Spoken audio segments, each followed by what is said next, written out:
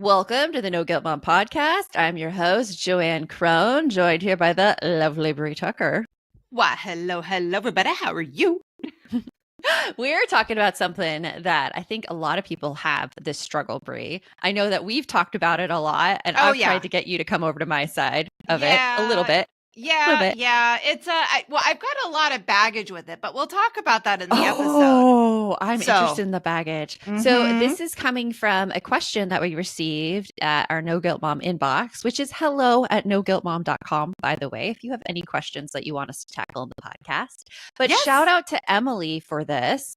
She said, how do I fit exercise into my busy schedule with kids and prioritize me?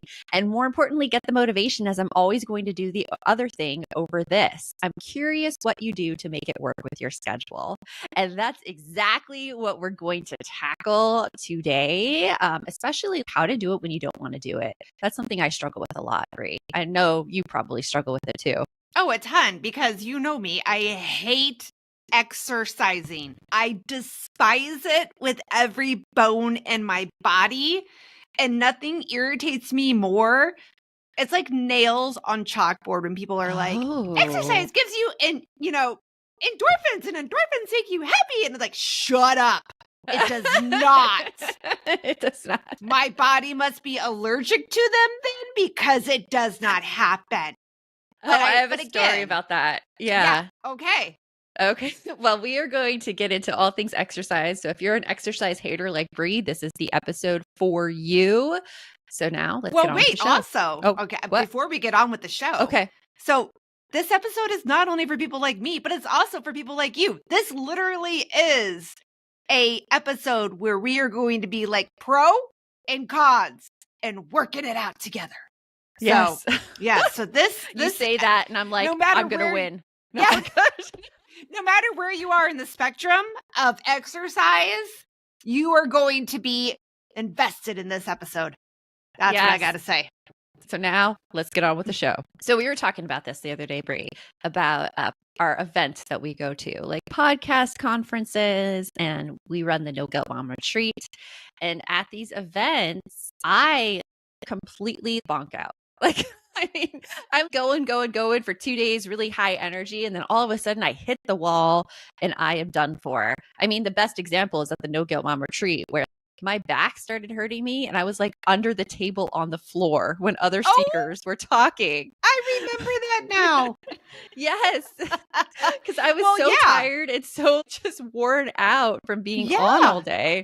Right. Yeah. And I was telling you, so it was just the other day, we had a group chat going with you, me, and a couple of our friends, and I went to a rally. And I was like, oh my God, I am so tired. My body is just done. And it's a couple of things for me. One, I despise it because I feel it's a sign of getting older, because I didn't used to have this problem even a few years ago. I will say the pandemic definitely did me in terms of it just completely wrecked my my schedule, my lifestyle, in terms of like doing things naturally. Like that's how I got a lot of my exercise in, was just like naturally doing things. And then when it habit. Yeah. And when things just kind of stopped, like I never was able to get back into it. And now I'm at this point where I'm at a deficit. I'm like, so like I just said, even going to a rally and having to stand up, the No Guilt Mom retreat, that exhausts me too. Like you're tired, your body aches, and you're like, dude, all I did was stand for a few hours. I've been talking a lot about this backlash I have to the whole fitness movement about lose weight and exercise to look good, because I'm like, screw you all. Like, I am with you on that one. Like, no, love me for me. I can put on weight and not have less worth. Can you hear the baggage? I'm dragging it behind me as I'm saying that. Well, it's also like people. My worth is tied to my looks. Go on. I think a lot of people have that your worth is. I mean, I have that as well. I'm constantly fighting that in myself. And there's just so many different body types out there that are not honored for how they look and how they are. And something that's helped me a lot is following people online who do have those different body types and who are showing the real them when they're gorgeous. I don't know if you've heard of the Birds Papaya. She's amazing. She's constantly putting out content out there that shows her beautiful, wonderful body that is larger than societal norms. And it's like, I want that. I want to be strong, but not have to fit the mold of being this really thin, tiny body who can't eat what she wants, because I like cookies and I like ice cream and I'm not giving those up anytime soon. Well, but at the same time, we have those instances where we're just exhausted. Like, it becomes not fun. Being under the table with my back hurting at the No Guilt Mom retreat, that wasn't fun. I don't want that. No, so, I don't like the idea of having to pop ibuprofen after going to a concert because I was at a venue that didn't have a seat. I mean, yes, I am in my mid-40s, but I'm in my mid-40s. Yeah. Right? It's like, yes, I'm not 30 years old anymore, but I am also not 60. I should be able to handle this. And I love my husband. He's 10 years older than me, and he doesn't get as sore. Like, the worst he has is we go places, he'll constantly be like, slow down, my legs aren't as long as yours. I'll be like, hurry it up, we gotta cross the street. I'm dragging him behind me. But when we go places, his body can handle it better. And that's definitely upsetting to me. And so it makes me feel shame. It's all about this idea of training for the life we want. That is what we are looking for in exercise. We're training for the life we want. We don't want to be held up by aches and pains and feeling that we're weak. And I want to go on vacation and be able to like do this adventurous stuff and not feel like tired and worn down. I think it's interesting because Brene Brown, she talks about this when she goes on tour for her books. She has to start working out and exercising 3 months prior so that she has the stamina to keep up when she's on tour. That's interesting. Yeah. See, okay, I'm going to say this right now because I kind of got the feeling that that it was a all or nothing kind of thing, that you either had the energy and the stamina or you don't. And it's all about producing that stamina way before you need it. It's very interesting.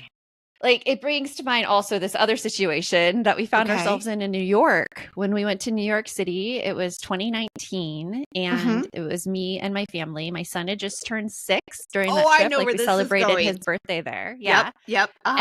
My daughter was 11, and my husband and I, we'd worked out. We'd been working out. He was actually doing CrossFit at the time. He was at his like prime level, and I ran and I lifted, and it was great.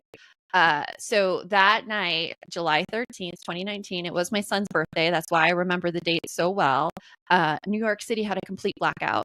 Like, it was like half the island split right down Times Square. So that half of Times Square was just dark and black and nothing worked, and the other half was lit up with all the lights. And we were staying in the Marriott Marquis, which is right in the middle of Times Square. Very tall hotel. We were on the 36th floor. This hotel had the slowest elevators in the entire world. Like, you would wait there at the elevator, and it was a cool elevator ride. You would hate it, Brie, because it was glass and you could see all 36 stories. Okay, wait. Is it the Empire State Building? I think you were telling me about one of them has this thing now where, like, as you go up, it shows the changing of New York. Oh, it shows like it's building in like like you look at the ceiling and it's like building. Yeah, that is the Empire State Building. They have that elevator. I've just seen that alone on video, and it freaks me the hell out. Oh yeah, no, this glass elevator. I mean, the Marriott Marquis has an open atrium with the room, so it's like 45 floors, and you could see every floor you go by and looking down in that glass elevator. Wait, there's a glass floor in the elevator?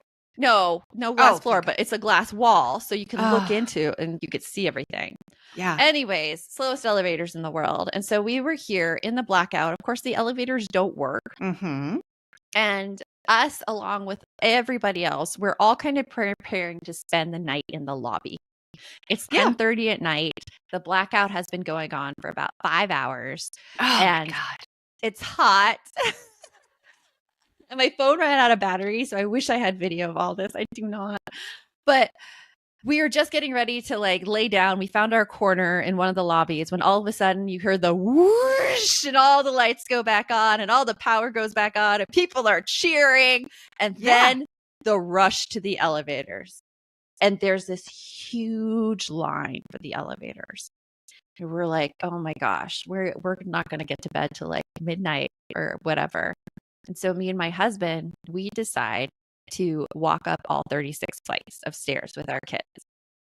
Everybody was on board with this plan?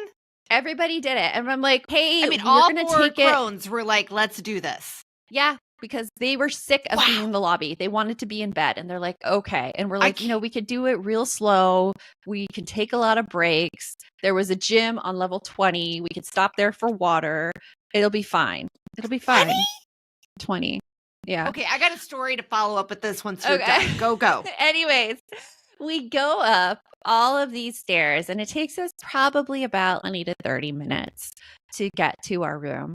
It's not too bad. Hot and sweaty. Fast. It was to me 20 to 30 minutes. And the levels aren't too large. They're your typical. I mean, if you look in your house right now, it's like that ceiling.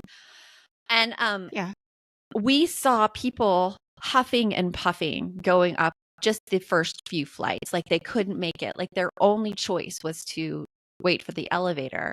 And it was that time my husband's like, oh my gosh, I see the benefits of being in shape now because things like this happen and you have options versus if you're not in shape, you don't have the option to do it. You can't save yourself. Other people have to save you. I'm out there. Yeah. I'm like I'll be the one that probably gets thrown. You know that thing where they're like running away from things? I will be the slowest runner in the pack. It's sad. It's sad. Yeah.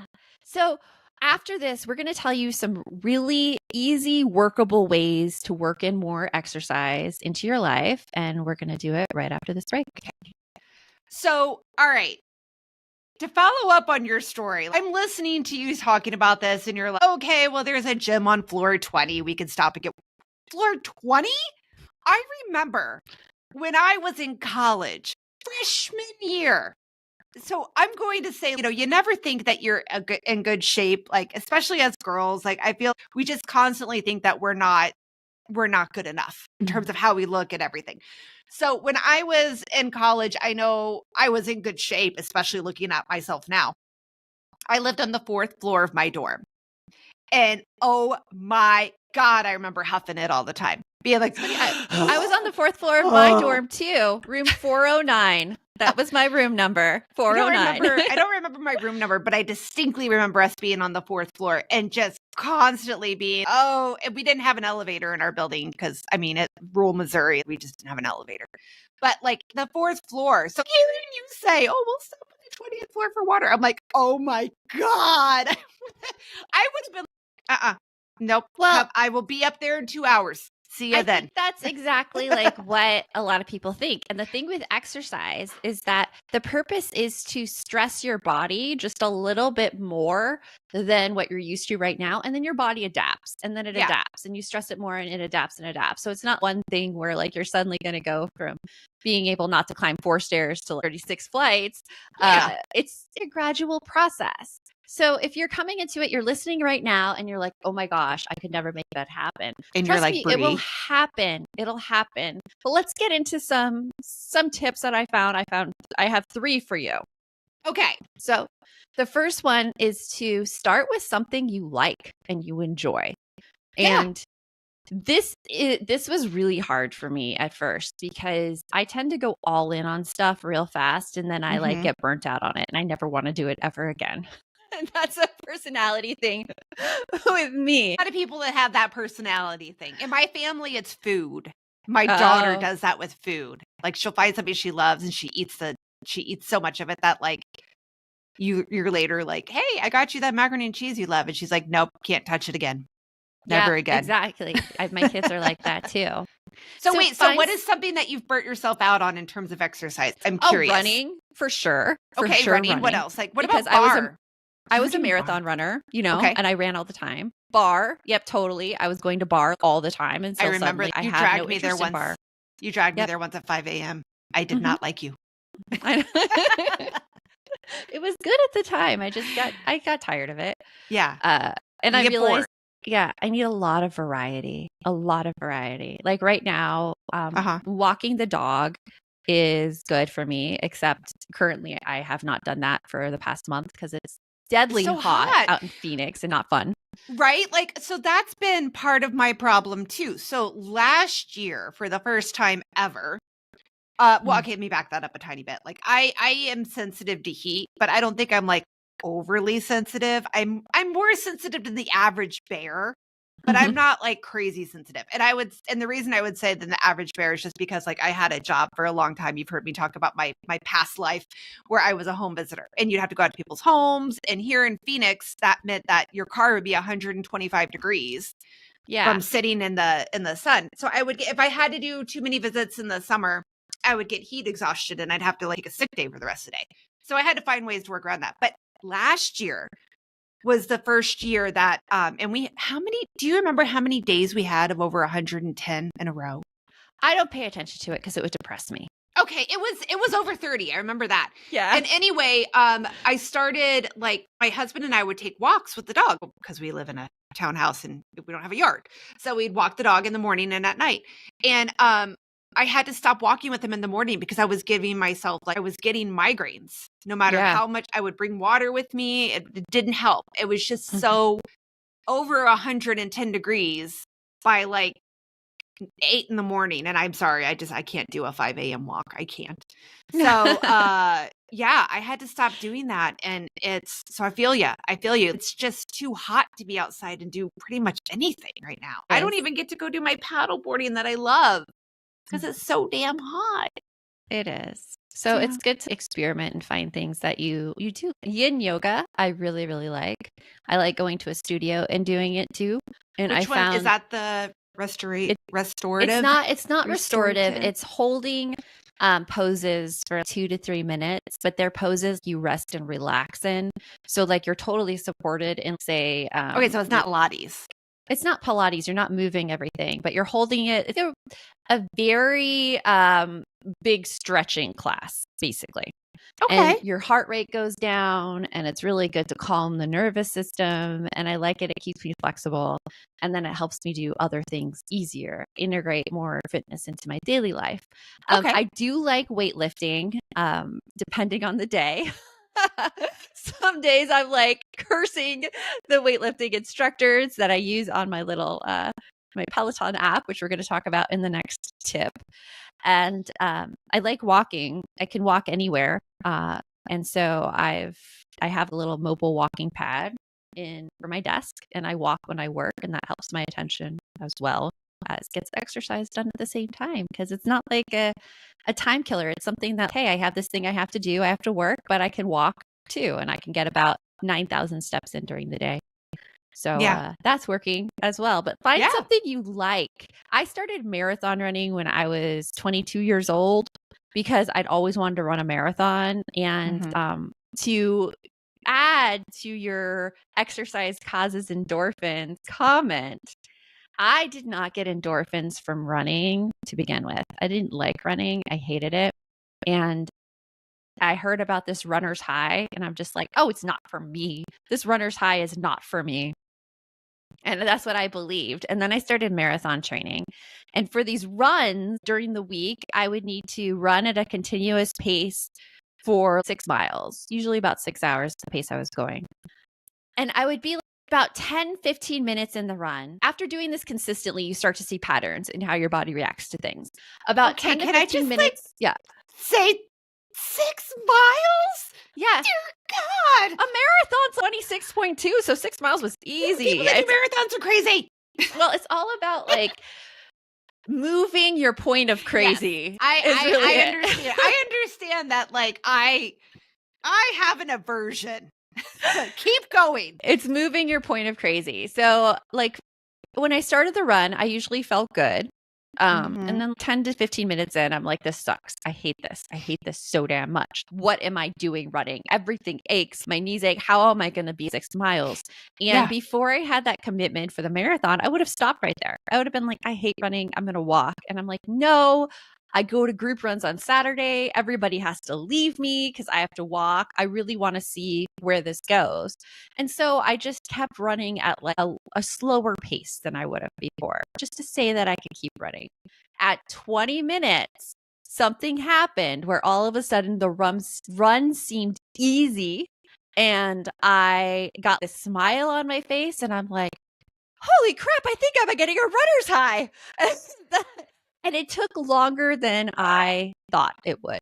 But they do kick in. The endorphins do kick in. It just needs probably more of a sustained effort than you're letting it happen, than you're giving it, is my story for it. So I know that they kick in now, but you have to really push through the little hard part around 10 to 15 minutes for them to show up.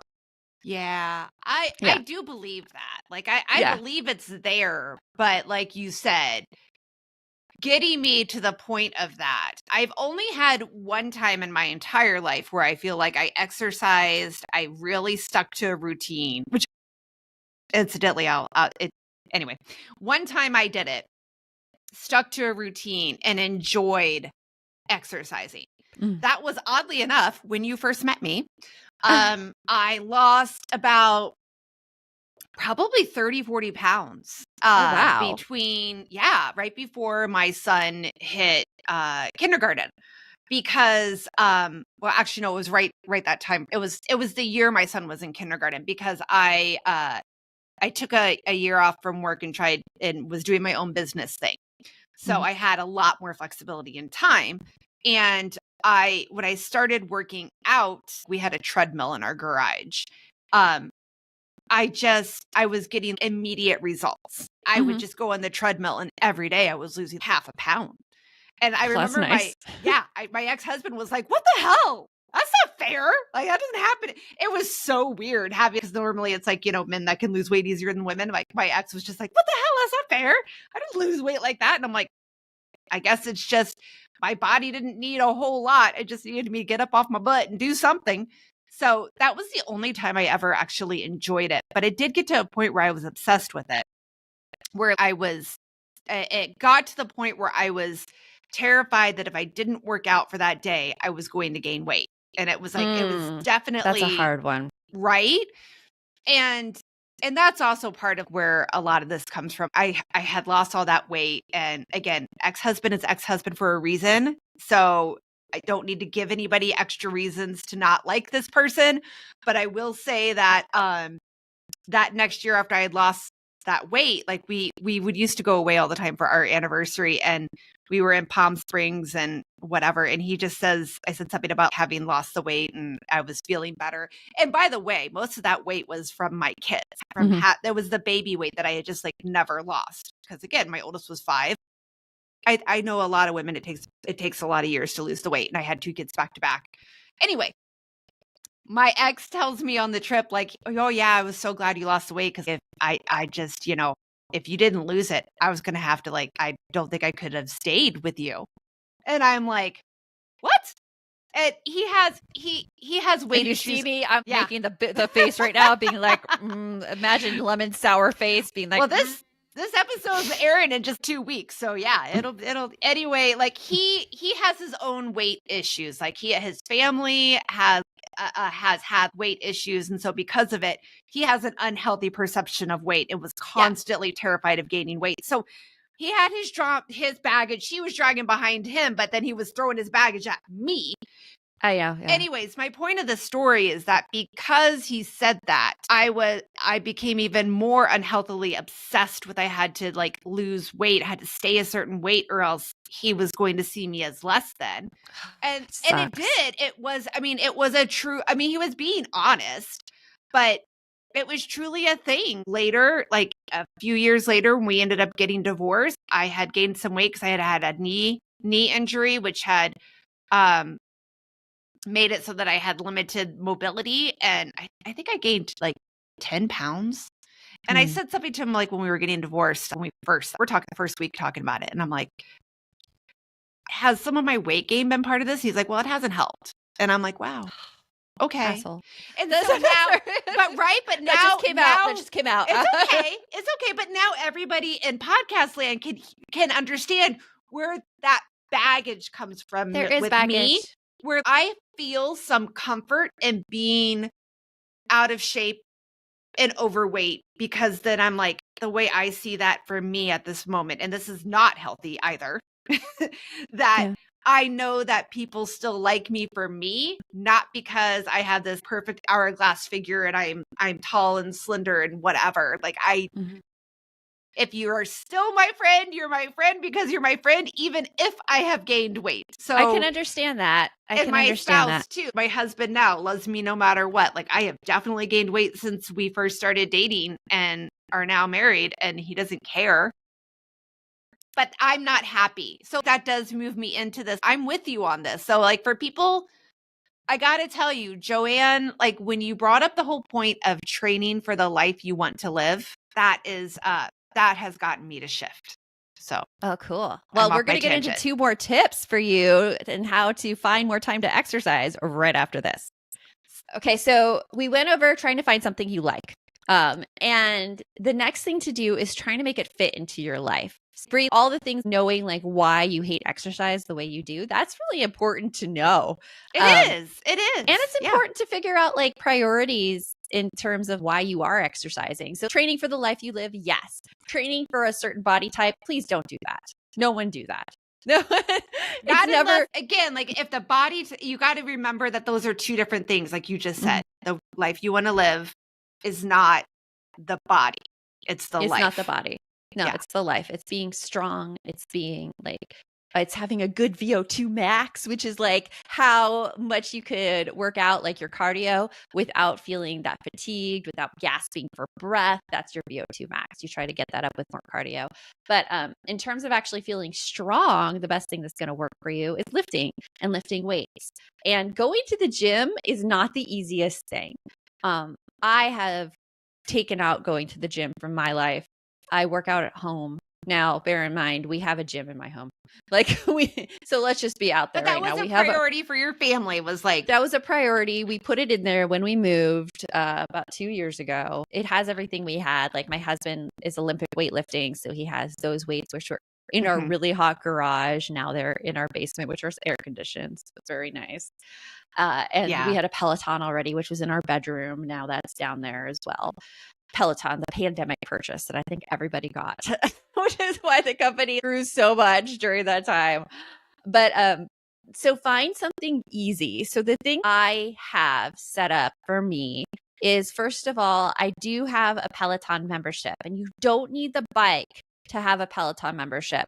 And they're pretty inexpensive. It's like $10 a month. What it is just an app on your phone that has all of these classes that you could take on it. And it's overwhelming, the number of classes on there. So much so that me, who has a trouble making decisions, I can go, if I go on there, I'm like, should I take this one? Should I take that one? Will that one be better for me? Will that one? I can't. So I'm part of this free Facebook group. It's called Hardcore on the Floor. We're going to put the link in the show notes for you. And Hardcore on the Floor, the woman who runs it, she makes a schedule of Peloton classes for you to take. And the entire group is taking those classes usually at the same time. So you have that built-in community and you have the classes that you're supposed to take. So start with that, something like that. And what I have when I first start exercising is I have, you call it in the business world, the minimum viable product, which is like, what can you put out there that is the least amount of work that will still get results? I do that with exercise. I'm like, what is the minimum amount that I am going to commit to each day? And I make that real low. And the minimum amount for me is a 10-minute core class. That's it. 10 minutes. That's all I push myself to do. Usually after those 10 minutes, I know straight away if I want to go into more and more in the calendar, or if I'm like, I'm good. So I think 10 minutes is doable. Yeah. I just need to hold myself accountable to that. And you could do it whatever, like a 10-minute class. You don't even have to change into gym clothes. You don't even have to go into a different room. You could just put it on your phone, flop down on your floor, do it right there. Yeah. That's what I actually did during our whole New Zealand vacation. I just put it on my phone. I did it right there. Done. In my pajamas. So those are 2 things to do. Another thing to do is I have a walking pad, which I talked about. And the walking pad is just a treadmill that you move everywhere. And I have a stand-up desk since I work from home. And so when I'm writing or when I'm organizing or doing anything, I pull out that walking pad. So I'm walking and working at the same time. So really about killing two birds with one stone. Yeah.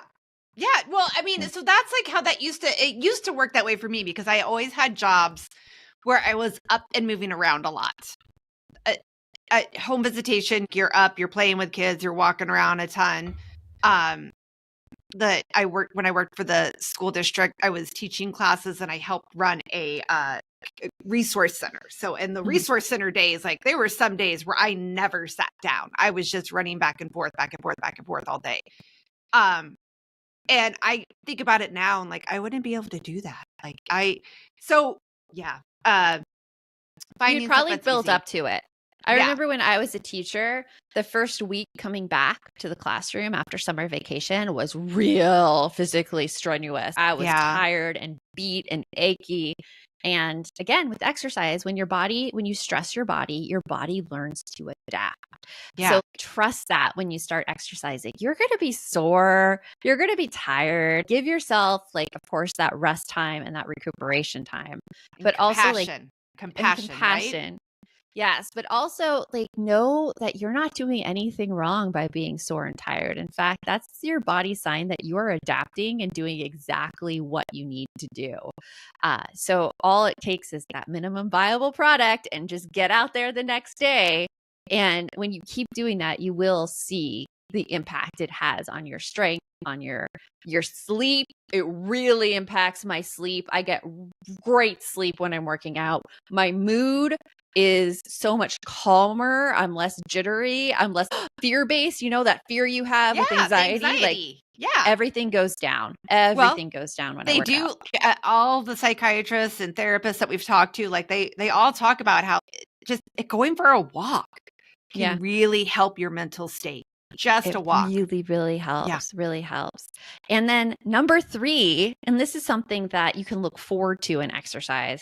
Know that your actions really do impact others. When you start exercising, other people in your life are going to see it and they're going to start doing it as well. I mean, it's happened to me so many times. When I ran marathons, all of my friends were like, Joanne, you're so crazy. Why are you doing that? Why are you running a marathon? My sister said I was crazy. My friends in LA at the time, it was Jody, Beth, and Becca, all said I was crazy. Can we also point out that your sister now does marathons herself?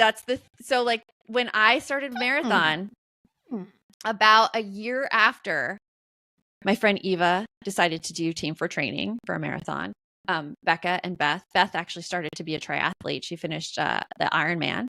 Becca did triathlons. Jody did some triathlons too. Jody did some marathons. My brother-in-law Nick did the 2007 Rock and Roll Arizona Marathon with me. Oh my! My coworker Chelsea trained for a marathon with me that same time and did that marathon with me, and then she went to San Diego with me and did that marathon. So people in your life will come out and be inspired by what you do. Right now, my daughter was so pushing against these Peloton classes. She's like, I just don't want to do them, Mom. That's just not how I exercise. She came to my office yesterday after a year of pushback, and she's like, how do I make this work? How do I make the TV work? How do I do this Peloton class? I need to do something to move my body. I'm like, okay, cool. Yeah, let's do that. So it impacts others, and you will see it when you start. It does. I'm definitely a social person. So working out at home doesn't work well for me. I do much better when I'm around other people and I'm enjoying myself. And like you said, like moving your body, having fun. Some of my favorite workout classes I had, there was one called Pound where you had these drumsticks. I really loved that one. And I liked, is it Zumba? Yeah, I liked that one too a lot. And I do love yoga. So, but I am making a moment so people can hear us. I am going on live and saying I am going to definitely start working out more because, again, I'm finding that I'm not doing the things that I used to enjoy because I know I don't have the physical stamina for it. And then that's making me sad. It's making me sad. Yeah. Time's a huge issue. And I kind of want to address what I think is a limiting belief about you needing to be social and exercise at the same time. Okay. Because it's back to our second point of find something easy. Mhm. It's hard to get out of your house to find the time to go like get into a class and like actually find a class, go do the class, pay for the class, all of those things. Those are really like things that are resistance that could keep you back from exercising. And True.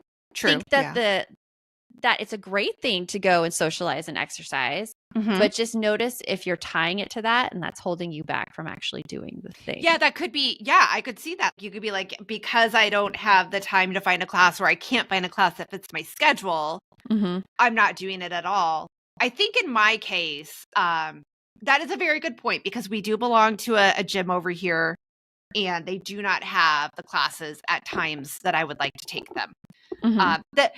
Honestly, the only yoga class that I could make it to there are Fridays at 5. Who the F wants to go to a workout on Friday at 5? It is the worst time for a class. So yeah, I think I'm going to try it. I think I'm actually going to because I know my husband wants to work out more. I think I'm going to try to really get us to commit to working out together, because I think once we get ourselves started. But even there's the together thing again. You could do this on your own, Brie. You could do this. I can. You could do it with just a 10-minute little minimum viable product. Because when you say working out together, there's an hour commitment right there. There's the driving to the gym. There's the figuring out when Miguel is actually free. And I mean working out here at home together. But still, yeah. You're right. But going to the gym too is tough, because he always wants to go in the morning, and I'm not ready to go work out in the morning. I'm an afternoon person. Yeah. You know that. May I suggest ClassPass? ClassPass is a great option. Instead of maybe belonging to the gym, do a ClassPass, and you can go around to all the little yoga studios and find. Yes. Yeah. I will definitely. I'll come with you. I will. Okay. I have to digest all this and figure it out. Yeah. It'll be good. I know. I text you all the time. I'm like, Brie, I'm going to yoga. Want to come? You're like, no, I can't. I have a meeting. I know. That's the other. Yeah, we all have crazy stuff. The last time you wanted to go to a thing, I was like, I can't. I have an HOA meeting. And can I just say how annoying it is to live in a neighborhood that has 2 HOAs? Yeah, no, that's ridiculous. HOAs are ridiculous stuff, anyways. Yeah. And each meeting is like 2 hours. So that is like 4 hours a month just in HOA meetings. Yeah, it's kind of crazy. Not that everybody has to go to HOA meetings. I'm on one of the HOA boards, so I have to go to one of them, which kind of makes it so by default I feel responsible to go to the other one too. But it kind of sucks. Oh, yeah. I'm gonna say it kind of sucks. I wouldn't do it. I'm not doing it again. I'm done. We hope that we gave you some tips that you could use in your own life. And we want to hear the tips you use. So please come share with us on Instagram. It's @NoGuiltMom, or email us hello@noguiltmom.com and let us know how this worked for you. Or leave a review. Tell us what you thought of this episode. Did it make any changes? Did it move your needle any? Again, so I'm going to tell you right now, again, this is accountability. I'm putting this out to the podcast world. I want to be able to go to an all weekend music festival. And I also want to go on a weekend paddleboarding trip. I've already got the trip figured out. I'll share it with you. I want to go to Emerald Cove and do all kinds of, but I know I do not have the stamina right now. So that is my goal. To get to those things. Gotta get it. Live the life I want to live. I could give you some suggestions on what you could start doing for that. Okay. I'll take them. I will, because I do need some guidance for sure. You need some walking pad. You need a walking pad. Totally. I know. All right. Well, you've got until next time. Yep. Until next time, remember, the best mom is a happy mom. Take care of you.